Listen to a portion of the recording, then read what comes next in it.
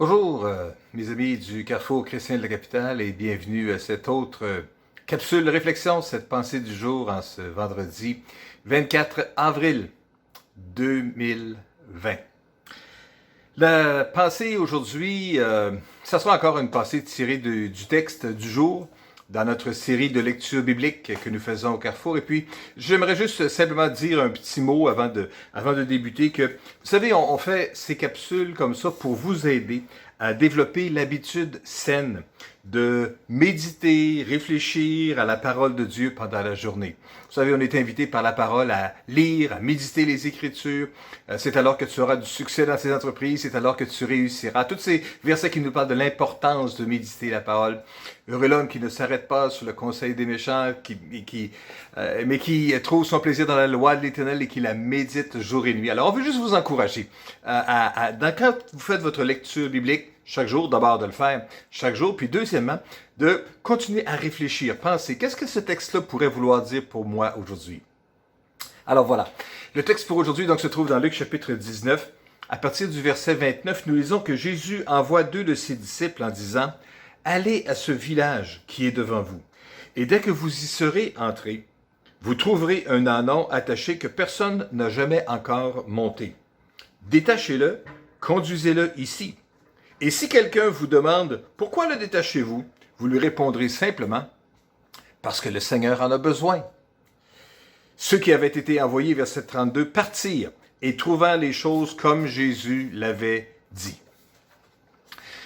Ah, si seulement c'était si simple. Ça a-tu de l'air pas compliqué un peu, hein?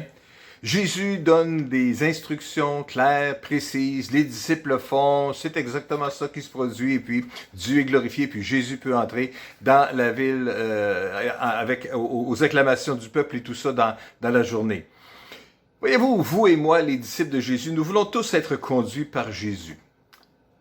Et je ne sais pas pour vous, mais moi j'aimerais ça des fois avoir des instructions claires, précises, du genre ce qu'on a lu aujourd'hui. Tu sais, des choses claires. Mais je veux juste être franc et honnête avec vous.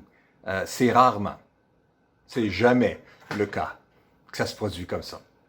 Et peut-être parce que Dieu veut nous laisser de la place à réfléchir, à penser, à faire nos propres décisions, à justement méditer, s'instruire de la parole de Dieu, serrer la parole dans notre cœur et puis garder certains principes de la parole, en tirer des principes qui sont vraiment importants et qui devraient nous guider dans la vie, comme l'honnêteté, comme la droiture, comme la justice, comme la compassion, comme l'amour, comme le pardon. Toutes ces grandes et belles qualités-là, on les trouve dans tout plein de passages des Écritures et Dieu nous invite, dans le fond, à l'expérimenter dans notre vie de tous les jours, alors qu'il veut nous conduire et nous diriger.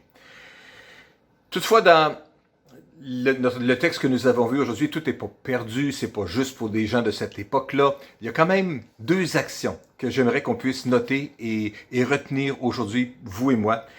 Deux actions qu'on peut observer dans la vie de ces deux disciples qui ont été envoyés et qui pourraient bien nous aider aussi, nous, dans notre réflexion et notre désir d'obéir à Dieu et puis de suivre ses instructions et puis d'être à son écoute, de se laisser diriger par le Saint-Esprit. Première, écoutez les instructions.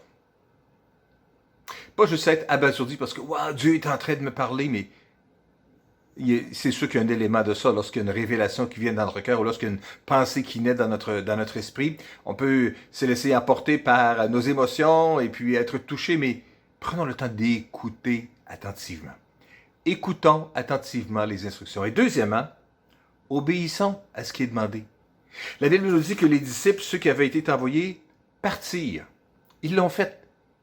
Ils ont fait ce que Jésus a dit. Allez dans le village qui est juste là en avant et faites ceci, cela, juste en arrivant, vous allez voir le petit ânon et tout ça. Bon, les instructions étaient précises, mais ils l'ont fait. Ils n'ont pas juste dit « Ah, ben Jésus nous a demandé de faire ça. Qu'est-ce que tu penses? On devrait-tu? » Des fois, on réfléchit puis on pense tellement trop. Juste passons à l'action, faisons-le. Ils l'ont fait, les disciples. Et puis, ils ont trouvé les choses comme Jésus l'avait dit. Pensez, c'est-à-dire écoutez. Écoutez comme il faut ce que Jésus dit. Et deuxièmement, obéir. Faisons juste ça. Et peut-être bien qu'on pourrait trouver les choses comme Jésus nous l'a dit aussi, ou comme Jésus nous l'a demandé. Prions ensemble. Seigneur, je veux te remercier pour cette journée qui s'ouvre aujourd'hui devant mes frères et devant mes sœurs. Une journée d'opportunité que tu places devant nous où on pourrait encore écouter ta voix et écouter ce que tu pourrais avoir à nous dire pour nous diriger, nous guider d'une façon particulière. Peut-être pas aussi précise que ces deux disciples que tu avais envoyés, l'histoire que nous avons lue ce matin. Mais Seigneur, on te prie juste que tu puisses nous aider à être des disciples qui sont à l'écoute de ta parole, des disciples qui sont prêts à obéir à ce que tu demandes de faire et à suivre tes instructions. Incline nos cœurs à t'obéir, incline nos oreilles à t'écouter. Nous te donnons à toi seul la gloire pour tout ce que tu vas accomplir, notre Père, au nom puissant de Jésus. Amen. Alors mes amis, je vous souhaite une belle journée aujourd'hui, que Dieu vous bénisse, vous remplisse de son esprit et vous conduise à vivre des expériences merveilleuses dans le royaume de Dieu, des œuvres que Dieu a préparées d'avance pour vous aujourd'hui. Allez, soyez bénis, bonne journée, au revoir.